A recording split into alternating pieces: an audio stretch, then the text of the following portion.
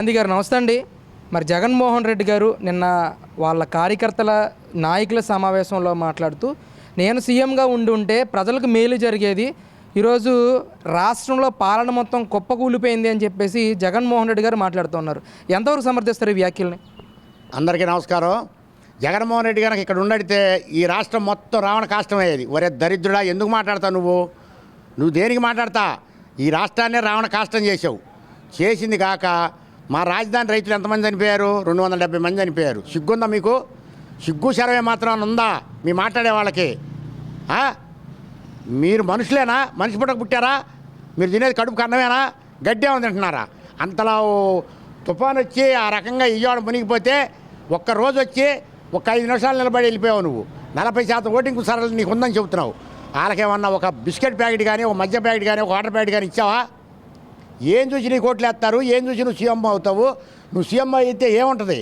రావణ కాష్టం మిగిలిద్ది. నువ్వు కనుక సీఎం ఇప్పుడు కనుక సీఎం అయిన అడిగితే నువ్వు ఈ రాష్ట్రం రావణ కాష్టం అయ్యి బగబగ మండిపోయేది. అంతేగాని ఇప్పుడు రావుడి పాలన వచ్చింది, రావణాసురుడి పాలన పోయి రావుడి పాలన వచ్చింది కాబట్టి రాష్ట్రం సస్యశ్యామలంగా ఉంది. పైపెచ్చు ఏం చెబుతున్నావు నువ్వు? రాష్ట్రంలో శాంతి భద్రతలు క్షీణించినాయా? నువ్వు ఉండగా శాంతి భద్రతలు బాగున్నాయా? ఇలా కోర్టుల్లో కూడా చెప్పుకుంటున్నారా బాబు మీ గురించి? కోర్టుల దగ్గర కూడా చెప్పుకుంటారు. మీరు 4 గోళ్ల మధ్యలో ఉండి ఎవరినో సాక్షి లేఖను పెట్టుకొని మాట్లాడటం కాదు. కోర్టుల దగ్గర రండి, ప్రజల్లోకి రండి, ప్రజల్లో మాట్లాడండి, దాన్ని బేస్ అనిపించుకోండి. అప్పుడు మీరు ప్రజా పరిపాలన దక్షులు అవుతారు. మీరు ప్రజల్లో రాకుండా 4 గోళ్ల మధ్యలో కూర్చొని మాట్లాడి పిరికి పందల్లాగా మీకు అసలు న్యాయం ధర్మం ఉందా?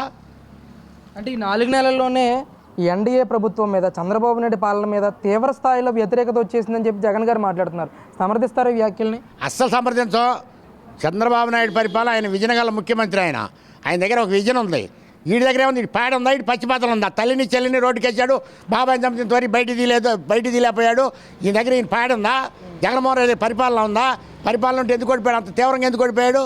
11 సీట్లకి ఎందుకు పరిమితం అయ్యాడు? దేనికయ్యాడు చెప్పను? అవన్నీ చెప్పరు. మేము పెద్ద రుస్తువులమే, నేను ముఖ్యమంత్రి పేటలో. నీకు పదవకాంక్ష పట్టింది. లడ్డుల గురించి అంతే మాట్లాడుతున్నావు, తిరుపతి దేవస్థానాన్ని గురించి అంతే వెంకటేశ్వర స్వామి గురించి అంతే మాట్లాడుతున్నావు. వెంకటేశ్వర స్వామి దగ్గరికి వెళ్తే నీకు అక్షంతలు తెలితే నీ తలకాయని 50 సార్లు దులిపావు. నీ తలకాయ ఎన్నడూ ఊడిపోయాను రా బాబు. ఈ రాష్ట్రాన్ని దరిద్రం వదిలిద్ది.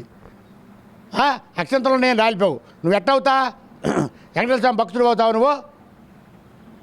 తల్ల ఉన్న అక్షంతలు నీకేమి బరువు అయినాయే? ఎంతసేపు దులిపావు నువ్వు? 5 నిమిషాల సేపు దులిపావు నువ్వు వెంకటేశ్వర స్వామి భక్తుడు. నువ్వు వెంకటేశ్వర స్వామి భక్తుడు కాదు, నువ్వు ఒక కీచకుడివి. ఈ కీచక పరిపాలనలో రాష్ట్రం రావణ కాష్టమైంది. ఇకనైనా గుర్తుపెట్టుకో. నువ్వు అసలు అవన్నీ మర్చిపో. నువ్వు కానీ బొత్స సత్యనారాయణ గారు కానీ మీరందరూ చంద్రబాబు నాయుడు అంటారని మీరు సరిపోరు. ఎట్టి పరిస్థితిలో కూడా 100 రూపాయలు మీరు సరిపోరు. అంటే నా మతం మానవత్వం, నా కులం పేదల కులం అని చెప్పి జగన్ గారు మాట్లాడుతున్నారు. అదేవిధంగా గత 5 ఏళ్ళు కూడా పాలన చేశానని చెప్పేసి ఆయన మాట్లాడుతూ ఉన్నారు. ఏం చెప్తారు అసలు? నీది మతం మానవత్వం కాదు. నీది చెప్పాలంటే మాకు వచ్చినా మా తల్లిదండ్రులు నేర్పింది, మాకు అవి నేర్పలేదు కాబట్టి నిన్నేం అంటలా. నీది మానవత్వమా? నీకు మానవత్వం అంటే ఏందో తెలుసా? నీకు ఎక్కడుందో చెప్పాయా మానవత్వం? నీలో ఎక్కడుందో? నీలో రాజధాని భూములు ఇచ్చిన రాజధాని రైతుల మీద కేసులు పెడితే నీకు మానవత్వం ఉందా? వాళ్ళని జైలు లేపితే నీకు మానవత్వం ఉందా? మరి ఎస్సీల మీద ఎస్సీ ఎస్టీ కేసులు పెట్టించి లోపలెత్తే మానవత్వం ఉందా నీకు? మరి ఇంకేం చేస్తే నీకు మానవత్వం ఉంది? ఎక్కడుంది మానవత్వం? నీకు ఏ నరంలో ఉందో మానవత్వం? ఒకసారి చూపిస్తాయా మాకు? ఎక్కడుంది నీకు? నిన్నెవరన్నా ప్రశ్నిస్తే వాళ్ళని తీసుకుపోయి జైల్లో ఎత్తే నీకు మానవత్వం ఉందా? అసలు మానవత్వం అంటే ఎక్కడ ఉంది? నీ తల్లిని చెల్లిని బజార్ని ఎత్తే మానవత్వం ఉందా? నీ బాబాయిని చంపించి చచ్చినాడు బయట తిరుగుతుంటే మానవత్వం ఉందా?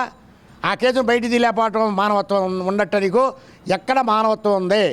నీ ఏ నరంలో మానవత్వం ఉందో చెప్పు. నీకు ఏ నరంలో మానవత్వం ఉంది? నువ్వు మానవత్వం ఉన్న మనిషి అయితే నువ్వు దిగిపోయావు కాబట్టి ఇలా ప్రజల్లోకి వచ్చి నువ్వు సంజాయిషి చెప్పుకోవాలి. బేషరతుగా నువ్వు క్షమాపణ కోరాలి. తిరుపతి దేవస్థానంలో జరిగిన అలజడికి నువ్వు క్షమాపణ చెప్పాలి. నువ్వు ఎన్ని దేవాలయాల్లో రథాలు తగలబెట్టించావు? రాముల వారిని తలనరికితే ఏమన్నారు మీరు? మీ కొడాల నానిగాడు ఏమన్నాడు? వాడు ఒక పరమ దరిద్రుడు. మరి ఆంజనేయ స్వామి చెయ్యి నరికితే ఏమన్నారు మీరు? యాడికి పోతే అన్నీ అతికియచ్చు అన్నారు. మరి మీరు కూడా తలకాయ తీసేసి అతికించుకోండి. మానవత్వం ఉన్న మనుషులుగా మీరు దైవ సంభూతి పరులు కదా మీరు. మరి తలకాయ తీసేసుకొని మళ్ళీ అతికించుకొని బతుకుతారని చూద్దాం. పరమ దరిద్రులారా ఎందుకు మాట్లాడతారు మీరు? ప్రజలు తప్పుదావ బట్టి వాకని అబద్ధాలాడి మీరు చంద్రబాబు నాయుడిని మీరు ఏవైనా అబద్ధాలు ఆడుకోండి. చంద్రబాబు నాయుడు ఇంటకు కూడా బెగలేరు మీరు, గుర్తుపెట్టుకోండి. అంటే 2029లో మళ్ళీ ప్రజాప్రభుత్వాన్ని ఏర్పాటు చేస్తామని చెప్పి జగన్ మాట్లాడుతూ ఉన్నారు. నేను ఒక ఛాలెంజ్ చేస్తున్నా. మొన్న వాడు చేశాడు ఛాలెంజ్. ఎవడాడు? జోగి రమేష్ గారు పెనలూరులో నేనే గెలుస్తున్నా, అక్కడ మెజార్టీతో గెలుస్తున్నానని.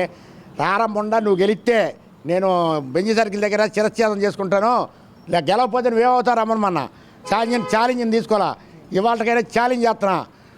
జగన్మోహన్ రెడ్డి గారు ఇంకోసారి ముఖ్యమంత్రి అయితే నడిబదాట్లో ఉరి తీసుకొని చచ్చిపోతా. లేకపోతే మీరేమవుతారు? మీకు చెప్పేవాళ్ళు మొత్తం 29లో ప్రభుత్వం వచ్చిందని చెప్పేవాళ్ళు మొత్తం ఏమవుతారు? మీకెవడరా బాబు ఓటేసేది?